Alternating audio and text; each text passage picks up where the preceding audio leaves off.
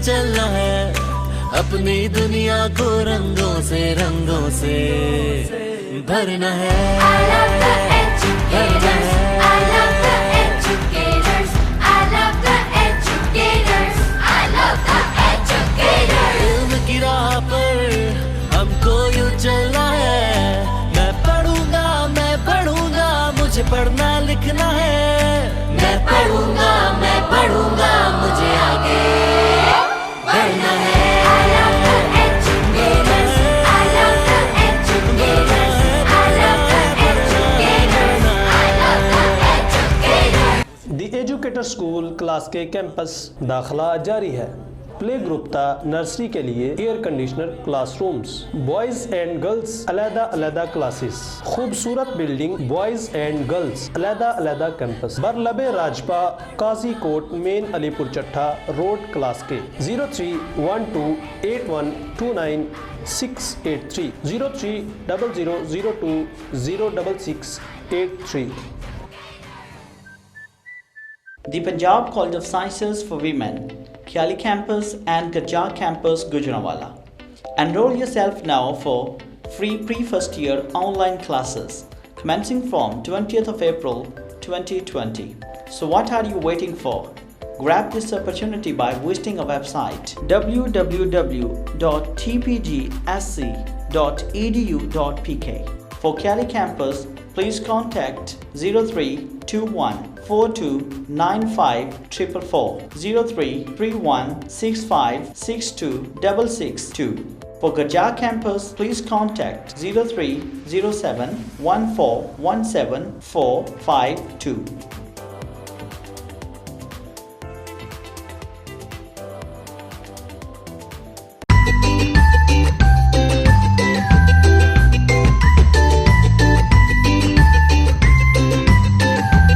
New جناح international school میں میرے بچے پڑھتے ہیں اور ہم لوگ بالکل سیٹسفائیڈ ہیں۔ اس میں دو چیزیں ہیں، ایک تو سر خود پڑھے لکھے ہیں اور ٹیچر ہیں، اور ان کی ذاتی دلچسپی سے یہ اسکول جو ہے وہ آج کامیاب ہے، اور ان کی کامیابی کو دیکھ کے ہم لوگوں نے یہاں پہ بچے داخل کروائے ہیں، اور 1 سال ہو گیا بچوں کو، لیکن ہم لوگ مکمل طور پہ سیٹسفائیڈ ہیں۔ نیو جناح انٹرنیشنل پبلک اسکول کلاس کے داخلہ جاری ہے۔ 100% رزلٹ دینے والا علاقہ بھر کا واحد ادارہ، خوبصورت بلڈنگ، بہترین سیکیورٹی کا انتظام، بوائز اینڈ گرلز علیحدہ کیمپس، خوش اخلاق انتظامیہ، high qualified staff, Gujranwala board سے الحاق شدہ کشادہ اور ہوادار کلاس رومز، جدید ترین کمپیوٹر لیب، جدید ترین سائنس لیب، خوبصورت لائبریری، علاقہ کا سب سے بہترین انگلش میڈیم ادارہ جپس، پوزیشن ہولڈر بچوں کے لیے خصوصی انعامات۔ نیو جناح انٹرنیشنل پبلک اسکول گربی منڈی کلاس کے 037462462462 05567052216۔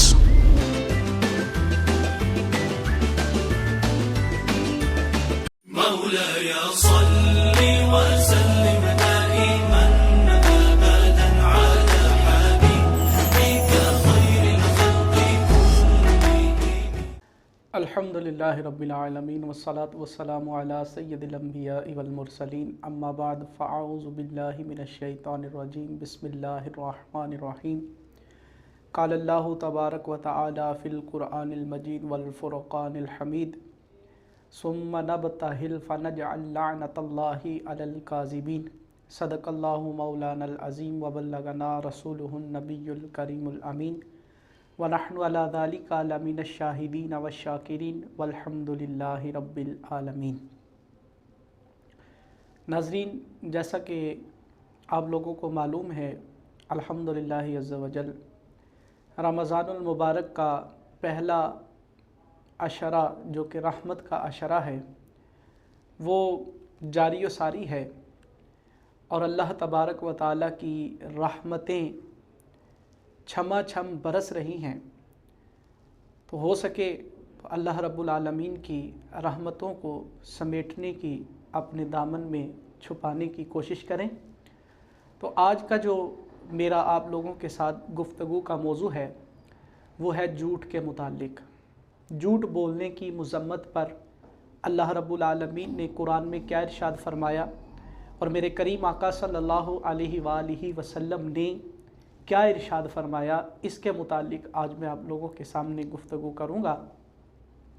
تو ناظرین، اللہ رب العالمین نے پارہ 3 سورہ آل عمران آیت نمبر 61 میں ارشاد فرمایا، ثم نبتہل فنجعل لعنۃ اللہ علی الکاذبین، پھر وہ لوگ کہ جو مباہلہ کرتے ہیں اور پھر جھوٹ بولتے ہیں، اللہ تبارک و تعالی ان پر لعنت بھیجتا ہے۔ تو ناظرین، جھوٹ کے متعلق چونکہ گفتگو چل رہی ہے تو پہلے میں یہ ضروری سمجھتا ہوں کہ جھوٹ کی تعریف کر دی جائے کہ جھوٹ کہتے کسے ہیں۔ جھوٹ کے متعلق فقہا نے یہ تعریف کی ہے، فرماتے ہیں کہ حقیقت کے خلاف کسی چیز کی خبر دینا یہ جھوٹ کہلاتا ہے۔ مثال کے طور پر ہمارا یہ کہنا کہ کل ہم تمہارے پاس آئیں گے اور دل میں ارادہ نہیں ہے جانے کا، تو حقیقت تو یہ ہے کہ ہم نے نہیں جانا، لیکن ہم اس کو کہہ رہے ہیں کہ کل آئیں گے، تو یہ جھوٹ کے اندر شامل ہے۔ اسی طرح ہمیں اس بات کا علم ہے کہ فلاں شخص نہیں آیا، لیکن کسی کے پوچھنے پر ہم اسے یہ کہیں کہ فلاں شخص وہاں موجود ہے اور آیا ہوا ہے، یہ بھی جھوٹ ہو جائے گا۔ یعنی جو چیز حقیقت کے خلاف ہے اس کی خبر دینا یہ جھوٹ کہلاتا ہے۔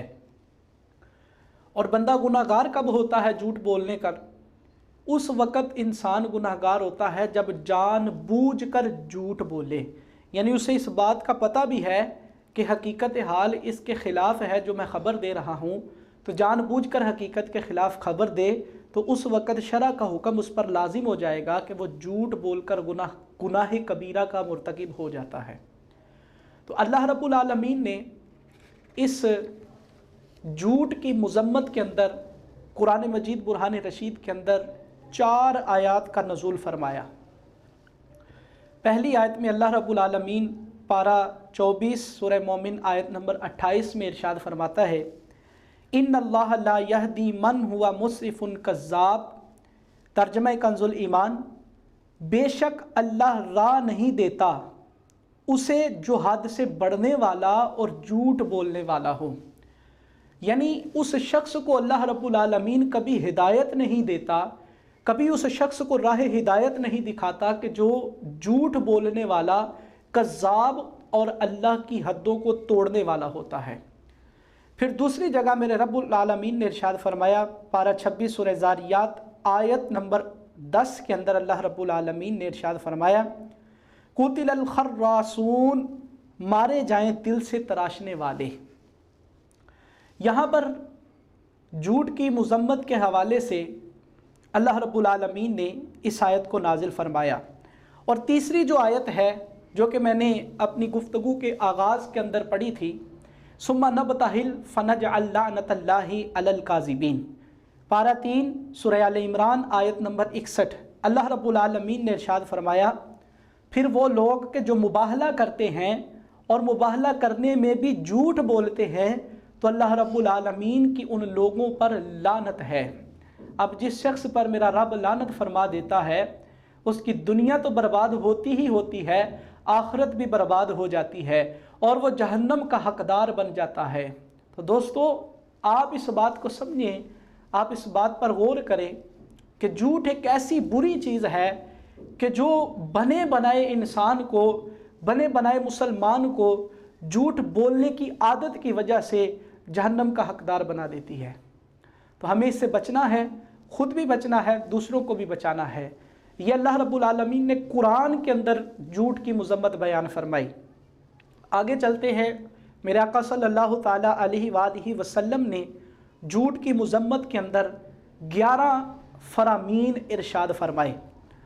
ان میں سے پہلا جو فرمان ہے، بخاری اور مسلم کے اندر یہ حدیث موجود ہے، کریم آقا صلی اللہ علیہ وآلہ وسلم نے فرمایا، بے شک جھوٹ فسق اور فجور کی طرف لے جاتا ہے، اور جو فسق و فجور ہے یہ جہنم کی طرف لے جاتا ہے۔ اور جب کوئی شخص جھوٹ بولتا رہتا ہے، مسلسل جھوٹ بولتا رہتا ہے، تو وہ اللہ کی بارگاہ کے اندر کذاب لکھ دیا جاتا ہے۔ ناظرین اس حدیث پر غور کیجئے، اللہ رب العالمین کی ذات پاک کے نزدیک وہ شخص کذاب لکھ دیا جاتا ہے۔ کذاب یہاں اس میں تفضیل کا صیغہ ہے، جس کا مطلب ہوتا ہے بہت زیادہ جھوٹ بولنے والا، کثرت سے جھوٹ بولنے والا۔ تو کذاب اس میں جو ہے وہ تفضیل کا صیغہ، بہت زیادہ جھوٹ بولنے والا، مطلب یہ ہوا کہ جو شخص ساری زندگی اپنی زندگی میں جھوٹ بولتا رہا، ایسا لکھ دیا جاتا ہے اللہ کی بارگاہ کے اندر اس شخص کو۔ تو ہمیں اس چیز سے بچنا ہے۔ ایسی بری یہ چیز ہے کہ اللہ رب العالمین کے پیارے محبوب صلی اللہ علیہ وآلہ وسلم نے اس حدیث کو ارشاد فرمایا، اور امام بخاری نے اس حدیث کو اور امام مسلم نے اس حدیث کو اپنی کتاب کے اندر نقل کیا ہے۔ فرماتے ہیں کہ اللہ کے محبوب علیہ الصلوۃ والسلام نے فرمایا کہ منافق کی 3 نشانیاں ہیں۔ ایک روایت 3 نشانیوں کے متعلق ہے اور ایک روایت 4 نشانیوں کے متعلق ارشاد فرمائی۔ جو پہلی روایت ہے اس میں فرمایا کہ جب منافق بات کرے تو وہ جھوٹ بولتا ہے۔ اللہ اکبر کبیرہ۔ یہاں پر میں یہ گفتگو کرنا چاہوں گا کہ مجھے اس حدیث کا جو مطلب سمجھ آیا ہے وہ میں یہ سمجھا ہوں کہ جو شخص جھوٹ بولنے والا ہوتا ہے وہ کبھی مومن نہیں ہو سکتا، وہ منافق ہے۔ یہ میں نہیں کہہ رہا، میرے آقا صلی اللہ علیہ وسلم نے ارشاد فرمایا منافق کی 3 نشانیوں میں سے پہلی نشانی یہ ہے کہ جب وہ بات کرتا ہے تو جھوٹ بولتا ہے۔ پھر دوسری نشانی فرمایا جب وہ وعدہ کرتا ہے تو وعدہ خلافی کرتا ہے، اور تیسری جو نشانی میرے آقا نے ارشاد فرمائی وہ یہ ہے کہ جب وہ اس کے پاس امانت رکھی جاتی ہے تو وہ امانت میں خیانت کر دیتا ہے۔ اور جو دوسری روایت کے اندر چوتھی نشانی بیان کی گئی ہے وہ یہ ہے کہ جب وہ شخص بات کرتا ہے تو گالی گلوچ کرتا ہے۔ تو ناظرین اتنی بری چیز ہے یہ جھوٹ کہ جو جھوٹ بولتا ہے اس کے لیے میرے آقا نے پکی مہر لگا دی کہ وہ مومن ہو ہی نہیں سکتا، منافق ہے۔ اور ایک روایت کے اندر تو ملتا ہے کہ میرے آقا صلی اللہ علیہ وآلہ وسلم سے ایک صحابی نے عرض کی، یا رسول اللہ کیا مومن جو ہے وہ زنا کر سکتا ہے؟ میرے آقا نے فرمایا ہاں غلطی سے کر سکتا ہے۔ پھر فرمایا کیا چوری کر سکتا ہے؟ فرمایا ہاں غلطی سے کر سکتا ہے۔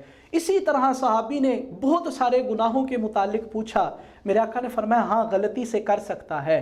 لیکن جب جھوٹ کے متعلق صحابی رضی اللہ تعالیٰ عنہ نے پوچھا تو میرے آقا صلی اللہ علیہ وسلم نے فرمایا مومن کبھی بھی اپنی زندگی میں جھوٹ نہیں بول سکتا۔ تو یہاں پر مومن کی نشانی کو بیان کیا کہ مومن کون ہے؟ مومن وہ ہے جو حق اور سچ بات کرتا ہے، کبھی جھوٹ نہیں بولتا۔ تو ناظرین ہمیں پکا اور سچا مومن بننا ہے، حضور کا عاشق بننا ہے، حضور کا امتی بننا ہے۔ تو حضور کے فرامین کو اپنے اوپر لازم کرنا ہوگا، لاگو کرنا ہوگا، اپنانا ہوگا، تاکہ ہم صحیح معنوں کے اندر حضور کے امتی بن سکے۔